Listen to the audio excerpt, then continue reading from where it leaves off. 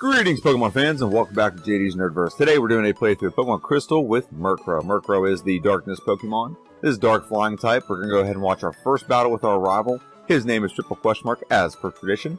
And he's going to come out with a Cyndaquil. We really didn't have a great option. We don't have a mismatch against any of them.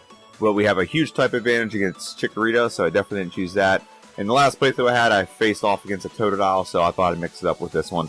Get a pretty easy win. We'll move right onto this little route here. We can catch up and get some levels, and then we're going to go over this Pokemon a little bit. So first off, we start off with a really good move called Peck. Peck is a 35 base power move. Blitz Stab, it is a 52 base power, and we get some advantages here against some Pokemon. If we have a bug type, it will go up and double from there.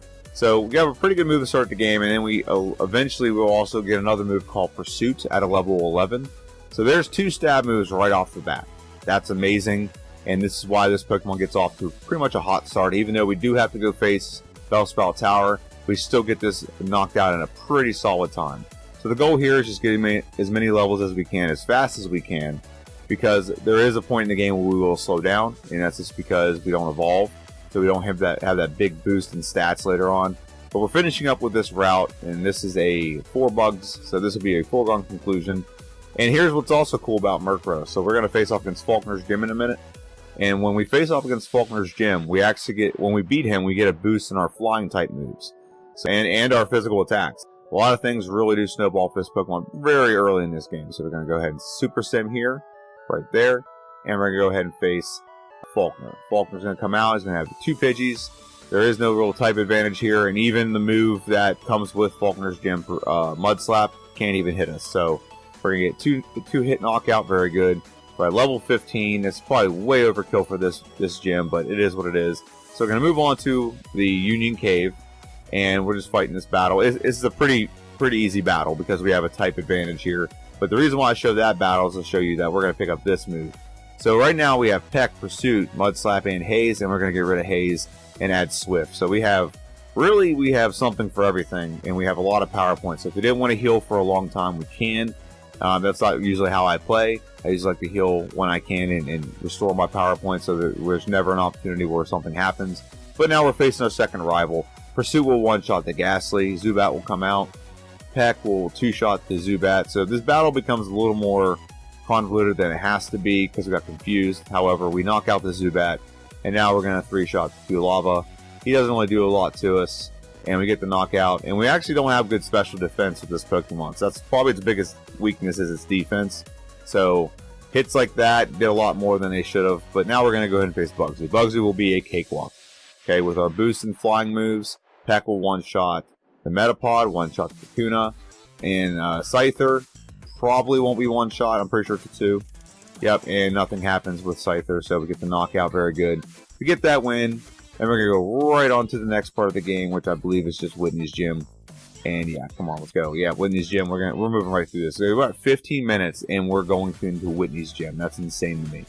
Okay, so here we go, and we got a Super Sim, 2 more battles. Very good. I could actually avoid this battle if I tried to, but now we got to face Whitney. Whitney will be just a cakewalk.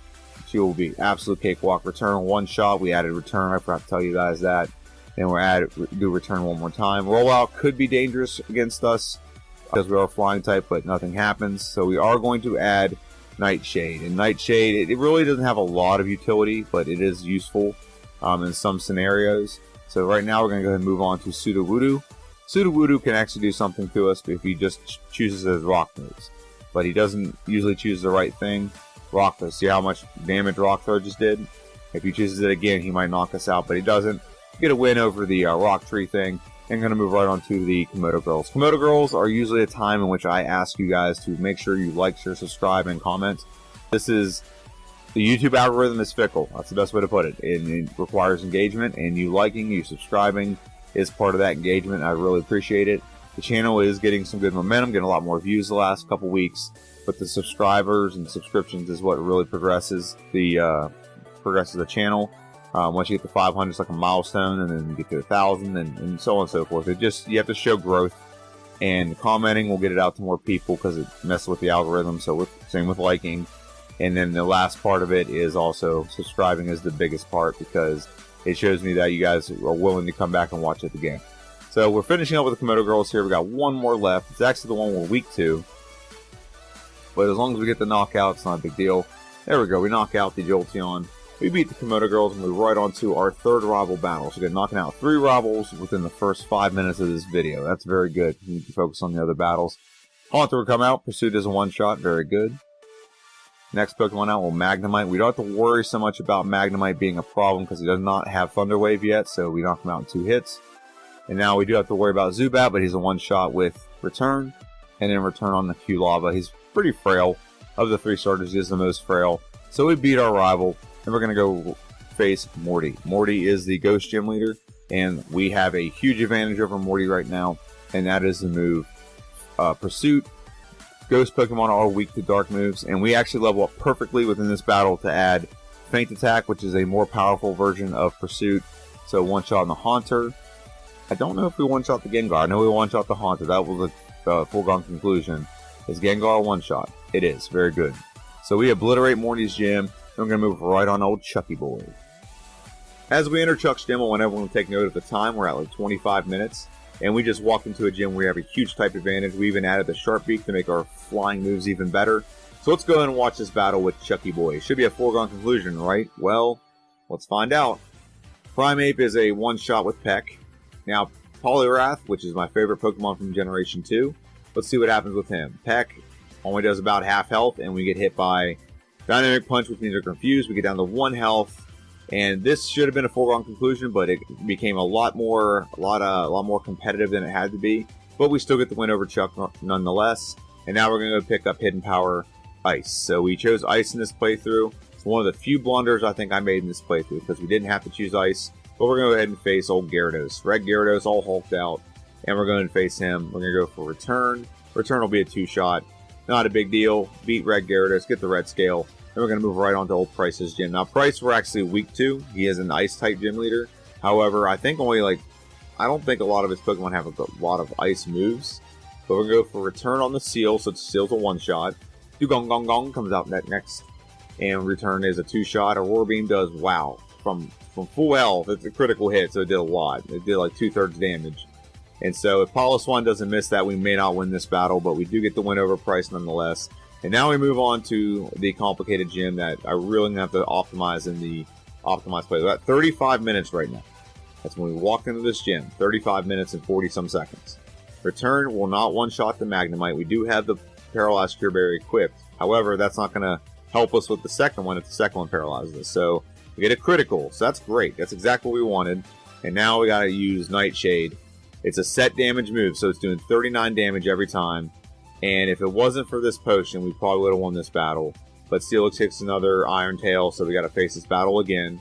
And not everything's going to go as perfect as it did in the first one. We get paralyzed, and we're going to have to use the Paralyzed Cure Berry. Now, the second Magnemite can easily paralyze us. That's the problem. Is the second Magnemite can easily paralyze it? It doesn't. So, knock it out. Very good. So, we added Hidden Power to see if we can do a little bit more damage. It does about the same. So what's strategy here is we don't get down to low health. We need to make it so we're not getting all the way down to low health where it's in healing range. We need to make it so we can knock it out from about 40%. And we get another reset. So there's 2 resets in this gym. Return is a 2-shot on the Magnemite, so that's still good. We still have our Paralyzed Cure Berry. That's good. We get paralyzed, it gets healed. And now it's the Steelix. The Steelix is the only thing that's a problem with this battle. The Steelix is the only problem with this battle. So Nightshade, like I said, it's doing exactly 39 damage. Maybe I should have leveled up a little bit more to make it so it did like 40. So Return does nothing, and we get knocked out again by Iron Tail. If she doesn't heal, we're fine. But the problem is she does heal, and it's allowed, so you can't do anything about it. So Return again. So we had 3 resets on here. We walked in here at 35 minutes. So we could have started the Rocket plotline in Goldenrod City at about 36 minutes if we just won this on the first attempt. So I'm trying other things to see what combination will stop her from using a potion. And Nightshade, no, it's going to heal anyway. So that's actually not too bad because that means she has less health. So if we just hit one more time, we're fine. Okay, good. It took us 3 attempts in almost 5 minutes, but we did get the win. And now we're going to move right on to our 4th rival battle. The second to last rival battle, Permultinate, I think is what they call it. I think I've heard Squidgy say that a couple times. Golbat comes out. We're going to go for Return. Returns a 2-shot on the Golbat. Very good. We level up level 43. Very good. And now Magnemite comes out. It's a one-shot. Excellent. Sneasel comes out. Return will be a one-shot as well. Very good. Lava should be a return as well. And the last Pokemon, Haunter, we should be switching up to Feint Attack. Very good. Get the knockout over Haunter. We beat our rival, and we do the Rocket plot line. Now we're going to go face Claire. Claire is the Dragon Gym leader, and she's going to come out with 3 Dragonair and a Kingdra. Dragonair number 1 will go down to a Hidden Power Ice. This is where I think I could do a little bit different. I can use something else to take care of Onix, like Hidden Power Fire or something like that, maybe. But Hidden Power Ice is knocking out, and I think we could probably go for Icy Wind that we get from Price. So that could be something we use. So we're doing decently here, and we're also using Fly now. So I switched out Peck for Fly. Now in our optimized playthrough, I have a really good plan so we don't have to use Fly. It's going to be very helpful. But after her, we're going to go ahead and face our final rival battle. And then we're going to face the Elite Four. So our rival's going to come out with a Sneasel. Sneasel's going to go down to 1 return. Very good. The next Pokemon comes out is a Magneton. We're going to go for Hidden Power Ice or Feint Attack. Which one are we going to do? Hidden Power Ice. Okay. Thunder Wave. We're paralyzed. We get a Paralyzed Kerberry. Very good. And wow. Okay. That could have been very bad. I didn't realize that when I was editing this, that we went for the knockout and we didn't get the second knockout, and it could have paralyzed us again. Typhlosion goes down to 2 returns. Very good. So that leaves 2 Pokemon left, and they're both weak to Feint Attack. Feint Attack knocks out the Haunter, and Feint Attack will knock out the Kadabra. We get the win. Our final rival battle, very good. And now we're moving right on to the Elite Four. We're about to go into the Elite Four. Before I do, I want to go ahead and go over some things real quick with this Pokemon. The first thing is, we have a couple of Held items that will be useful in the Elite Four. One is the Sharp Beak, one is the Pink Bow, and the other one is the Never Melt Ice. The other things that we can have that are held that are useful is the Bitterberry to cure confusion, and the Paralyzed Cureberry. That will obviously cure paralyzation. Alright, so our moves going in are Fly, Feint Attack, Return, and Hidden Power Ice. That is one change I'm probably going to make in the optimized playthrough. So if you look at the right side, you see we have Icy Wind. I probably could use that instead of Hidden Power Ice and have Hidden Power something else that's going to help with other problems that we have in this playthrough. We really haven't hit the wall yet. You're about to see the wall here soon. Jasmine was kind of a wall, but not quite as bad of a wall as we're going to have a little bit later. But that's our moves, and we're going to go over our stats real quick. Now, the stats are already modified on the left with the badge boosts that we get from the gyms. But I'll go and tell you what they are before all the boosts. Attack is 129, defense is 84, special attack is 129, special defense is 86, and speed is 135. So we're outspeed most things. We have a pretty good attack, pretty good special attack, but our defense is just abysmal. But that's what this Pokemon is. So without further ado, let's dive right into this playthrough. So the first member of the Elite Four is the Will. He is a Psychic Trainer, and he's going to lead with his Xatu. Really, we have multiple options to knock him out. We can do Hidden Power Ice or Feint Attack. Feint Attack will knock it out in one go, though. The next Pokemon coming out is Jinx. Jinx is pretty frail, so we're going to go for Return, and we get a one-shot on her. We do get a critical hit. That kind of helped. Now Slowbro's out. Feint Attack will two-shot the Slowbro, or one-shot. That's even better. Don't have to worry about him, raising his special attack. And one-shot on the Executor. Are we going to clean sweep this entire team? We did. 5 up, 5 down. Complete obliteration of this team. Good job. We're going to move right on to Koga. Koga is the poison expert in the Elite Four. He's also kind of a ninja. So Ariados is going to go down to 1 Fly, as long as we hit it. Very good. And then the next Pokemon that comes out is going to be Fortress. We're going to Hidden Power Ice. It's going to do a decent amount. It's not going to do a lot, but a critical hit does definitely help. It doesn't do much to us. We do knock it out and move right on to the Muck. Now, Muck will be a 2-shot with Return as long as minimizes it. Of course it minimizes. Of course. And it tries to poison us. We don't get poisoned, which is good. So now we move right on to the Crobat. Crobat should go down to a 2-shot from a combination of Return and Hidden Power Ice. I didn't want to do Hidden Power Ice first. I think it would have been it would have healed. And now Fly on the Venomoth is a 1-shot. So very good. We just obliterated 2 people back to back, and we have a huge type advantage over Bruno. So now we're going to face Bruno. Bruno's going to come out with a Hitmontop. We don't really talk about Bruno too much, but Return for 1-shot. We can't use a flying move on Hitmontop because he can just dig underground. 1-shot on the Onix with Hidden Power Ice. Hitmonchan's going to be a 1-shot as well. Very good. Actually, I don't think I 1-shot Hitmonchan, did I? Nah, it doesn't matter. Fly goes up, and then Fly comes back down. Knocks out the Hitmonchan. The Hitmonchan. The Machamp in one go. There we go. And Hitmonlee will be a 1-shot as well. knock it out. Very good. So we've obliterated 3 of the first 4 members of the Elite Four. Is Karen going to be easy or hard? That is the real question here. Let's go ahead and face Karen and see what happens. Umbreon comes out. Now we are the same type, so there's no real advantage or disadvantage here. So return, almost a one-shot. It misses the sand attack, so that's promising. It's a good promising start. Hidden Power Ice should one-shot the Murkrow. There we go. Hey, that's us. And now we're going to face the Houndoom. Houndoom should go down to a return, 2 returns. Does it heal? It does. Not a big deal. Return will still, it's a healing loop. We get a critical hit, knock it out in one shot after it fully healed. Very good. Feint Attack should one-shot the Gengar. Excellent. And all we got to do is hit one fly on the Vileplume. It should knock it out in one go. Very good. And Karen, for once, is actually very easy. So we are clean sweeping so far the Elite Four. Let's see what happens when we face off against Lance the Liar with the Flyers. Got all flying Pokemon and only 3 dragon Pokemon. They're all the same Pokemon. Return is a 2-shot on the Gyarados. He sets up the rain, which is great if the next Pokemon was Charizard. It's not. So we go for Hidden Power Ice, knock out the Dragonite. Very good. And this is why I think Icy Wind will be pretty good, because look how much power the Hidden Power is. We're still going to do pretty well, I believe. So Hidden Power Ice on the Aerodactyl to knock out. Charizard will not be a one-hit knockout with anything, but 2 shots with the return will knock out the Charizard. And now the last Dragonite, unless we misclick and screw up or something, it's a one-shot. It's a win. We're just tapping. Looks like we're going to get this done under an hour and 4 minutes, which is an excellent time to get this done. So let's go ahead. Here we go. And get the time locked in. Very good. So we're at 1 hour, 3 minutes, and 36 seconds. That is an excellent time for a first playthrough. I don't know how much room there is, wiggle room there is for improvement. That's kind of the question here. But it's amazing that we got it done this fast. And this is a Pokemon I've never considered to be pretty good. I've always faced off against it and it was pretty frail. But we're a lot smarter than the computer, so that's why we've done so much better. But this is only part of the battle. We got to finish up Kanto. So I'll see you guys in Kanto. And with the Elite Four in our rearview mirror, we're going to go ahead and take on the gym leaders in Kanto. I don't need to talk about them. The hardest one is the one we're facing right now, which is Lieutenant Surge. And we're going to steamroll through him, so I'm not going to talk about that. What I will talk about, though, is a couple things with the channel. First off, if you ever want to know the order in which I'm playing, the next Pokemon in the Pokédex is the next Pokemon I'm going to play as. So that would be, I think it's Slowking, and then we have Mischievous, and then we have some gimmick Pokemon that I'm really kind of going to have to grit my teeth and get through. But if you also want to know what version you're watching, usually, and this is starting to be my role going forward in the last couple of them, if you're looking at the overlay and the things around like the stats and the moves are anything but orange, you're looking at the normal playthrough.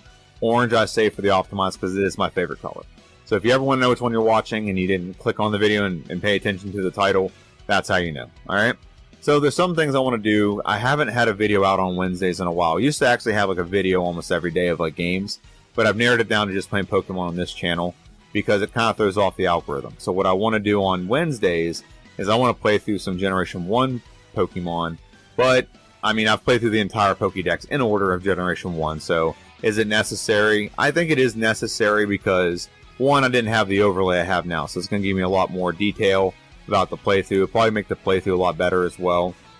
2, I'm just a better player, and if you look at my playlist, there's a playlist where it's like ranking, where I ranked some Pokemon of all the types and whatnot, and I kind of want to finish that out. I want to play through every Pokemon again to get a fair shake, and what I want to do is instead of playing through in order of the Pokédex, I want to play through, for example, all the fire types, like back to back to back, and then give my final ranking after that's done. I won't do them all in like one day, obviously. I'm not going to play through and have all the fire types in one video, like playthroughs. I'll do all the playthroughs, and after it's done, I'll have a video where we rank all the fire types, who the best fire type was in Generation 1. Just an example of what I want to do, but I want to do that with every typing. There's even some that I've already done I kind of want to redo. So, for example, like Farfetch and Dudo are like neck and neck on theirs, and I ranked Farfetch as a little bit better because of it has lower stats, but it finished like a second slower than Dudo. Just something I'm considering. But let me know what you think about that. I'm going to start doing those on Wednesdays. I really want to. I just got to find the time to do it. And with a lot of this stuff on the screen right now that I don't have to do extra things for, the cutting and editing has gotten to be a lot faster process. The only difference is I got a promotion at my job, so I'm a little bit more tired now. So I like to sleep an extra hour, so it does cut down on how much time I can do. However, I think I can probably squeeze in Generation 1 runs are a lot faster. So in Generation 2, you have the Elite Four, and then you have your post-game. We have to face 8 more gym leaders and then red. And in Generation 1, you don't have that. You do have a bunch more rival battles, so I'll give you that. But you also have Giovanni. I guess that's another one. But it's just a lot faster. Like, I played through the other day, just Mewtwo, just to see how I could do like maximum amount. I'm pretty sure I can still get it faster. I think I got done like 33 minutes or something like that. Just because that's how Generation 1 is. There's a lot less bulk you have to do, a lot less errands and things you have to do. There's shortcuts. The best way to play, there's shortcuts. Without having to glitch the game, there's shortcuts. And so Generation 1, I think I can get those playthroughs in. It's just editing them in voiceover. And I think I can get them in, though. And I want to start getting them in on Wednesdays. Let me know what you think. Are you excited to see that? I have not used this overlay really on any Generation 1 playthrough, so I'm kind of excited about that and to see what possibilities we have. So we're going to jump back into our battle with Blue. Now, Blue's going to come out, and I'm pretty sure we get a first try victory here. Blue's going to come out with a Pidgeot, and we're going to go for Hidden Power Ice, so it makes it a 2-shot. Wing Attack doesn't really do much. We knock it out very good. We're moving right along to Rhydon. Yeah, he wouldn't bring out Alakazam, because Alakazam's weak to dark Pokemon. So we knock out the Rhydon, we 2-shot the Gyarados, very good. And that's going to make it difficult for Arcanine to come out and use any fire moves, because the rain's out. So he does use Extreme Speed. Looks like we're going to be a 2-shot. If we can just get a 2-shot in, that's fine. And he goes for a 4-sword. That was my error. I should have just gone for Return. I think Return would have knocked him out. Get the knockout, very good. And now we have 2 Pokemon left, which both of them are weak to Feint Attacks. So Feint Attack's a 1-shot on the Alakazam. I don't think it's a 1-shot on the Executor. I could be wrong, but we're going to go for Fly. Okay. Yep. Okay, we get the knockout. Now, here's the brick wall that I've been kind of alluding to. Is Red is going to be a challenge. Because I did not think this far ahead. Pikachu, not too much of a problem. He's a 1-shot. So Pikachu's never really a problem, unless we get a bad roll. Okay, here's the problem. Blastoise has Blizzard. And Blizzard will it's not going to obliterate us. It's kind of surprising it's not a 1-shot, but it will 2-shot us every time, unless we have our defense raised or something. So, yeah, that's the problem we're going to have here. And you're seeing right now, we're at 1 hour and 26 minutes. We were pacing to get under 1 hour and 30 minutes easily with this Pokemon. And we're at 4 resets. And Blizzard freezes us, so that's another reset. So you're going to get a time jump here. And the time jump is very frustrating. Because Pikachu, like I said, it's not a problem. It's the fact that Blastoise... So the strategy we're going with here is using Fly. I don't know why we're pausing here. Using Fly. And hitting him and hoping he just misses. He sets up the Rain Dance, which is fine. That's okay. Blizzard hits us. It's not the worst. We do get 69. Nice health. Very nice. And with Fly, we can replenish some of our health. That's kind of the benefit. So we were able to get through Blastoise, and I actually got through him pretty consistently for a while. The other problem is, though, is Snorlax. And he's going to go for... It doesn't matter if he goes for Amnesia. This ups his special defense. We're not using a special move unless we use Feint Attack. So we're fine. But Fly is regaining some of our health, but we get knocked out by Body Slam. So you're going to see another one here, and the same thing happens, but instead we get knocked out. We get paralyzed. So this has been it's been frustrating. You're going to see a time jump here in about 1 minute. We're going to jump all the way ahead to one of the final battles that we had. So again, Fly is working. It is doing its job. We were able to regain some of our health and avoid getting hit. He won't heal anyone except for the Pikachu, so that's good. So we got over 120 health and 138 health right now. And we're going to go for Return. And once he goes for the setup, we're going to go for Fly. Fly will give us the ability to replenish some health, so that's the strategy here. It's a smart strategy. Okay, he Body Slams us again. Return. Should be enough to knock it out. Very good. And now we're moving right on to the Charizard. Now, we don't have enough for Charizard. We don't have enough to tank a Flamethrower from Charizard. And Fly just doesn't do enough damage. So we're in this process of repeat. Now, I want you to pause this. I want to pause this and look at how long. We're at 1 hour and 48 minutes now. This is 20 minutes that we spent on this specific battle. There are 37 resets. 37. And I had to resort to a strategy that I had banned to get this playthrough done. I could have gone out and grinded. I got 3 extra levels. It didn't do anything, but I didn't. And I decided to go with a strategy that I've kind of banned, but I just kind of wanted to see the effectiveness of it. I need to see it once in a while. So I added Curse, and I added Rest, and I added Mud Slap. That's what I added to this move set. We only have return. We don't even have a stab move at this point. So let's go ahead and see how this strategy played out. So Pikachu is still a one-shot. That didn't change. The next part we want to go with is Mud Slap. So he can't hit us with Blizzard. Blizzard is a very... what's the word I want to use? It's a low accuracy. It's the best way to put it. It's a low accuracy move. And with a little bit of help from Mud Slap, it's not going to hit us anymore. It's just going to keep missing. So now we've boosted our attack stat. We've boosted our defense. If you see in the top left corner, you see the pluses and minuses. When you use Curse, it does cut into your speed. So that is the downside of using Curse. Return is a 2-shot now with Snorlax rather than being like a 3 or 4 or 5-shot, whatever it was before. So to get past him with a lot of health, is Charizard a 1-shot. Flamethrower still hits us pretty heavy, but Return is a 1-shot on the Charizard. And then Venusaur comes out. Is it a 1-shot on Venusaur? I don't think it is. It might be. Nope. Okay. But we don't outspeed, but Solar Beam's not going to do much to us. We're flying type. It's a grass type move. And that just leaves one Pokemon left. Now we got rid of our type effective move, but Swift doesn't do anything. He can't really hit us anyway. So we get the win, but we had to use a strategy that I've pretty much banned, but it is good to actually see how useful Curse can be. I watched another YouTuber named Scott Slots. He uses it all the time in this battle. I just want to mix it up and see something different, but I can guarantee you the next time we play this game, the optimized playthrough, we will not be using Curse. We will be using another strategy. We have a bunch of other moves in our arsenal that we can use, and with the optimized playthrough, there's some other roles that we can have, but this is what the playthrough ended up being. It was an hour and 49 minutes and 16 seconds. It's really a huge gap between, we were an hour and 4 minutes when we beat the Elite Four, and it took us another 45 minutes to beat this game. It really is frustrating. I was really upset with myself that I didn't plan ahead, but that's kind of the way the playthroughs run whenever you're just, opening up the Game Boy or the emulator and just play and see what happens. I do, like I said, prep a little bit by just looking at the moves and knowing where I'm probably going to struggle and whatnot, just because I know all the gyms and where the battles are. Not preparing for this battle was a huge loss for me. Now, the next playthrough, I'm hoping to really save some time. Really save a lot of time by having the appropriate moves available and preparing properly for them. So that's a Jasmine fight and this fight were the two ones that I have to prepare for. So I don't know what we're going to do. I think Hidden Power Electric might be the solution for Blastoise. That's possible. And Mud Slap was definitely useful. So we'll see. And Mud Slap will probably be useful against Jasmine. So we'll see if that's something I have to do. But let me just think in the comment section down below. This is JD's Nerdverse. Thank you all for stopping in. Have a good one. And I'll see you guys on Monday with the optimized prediction for Murkrow. Have a good one and see ya.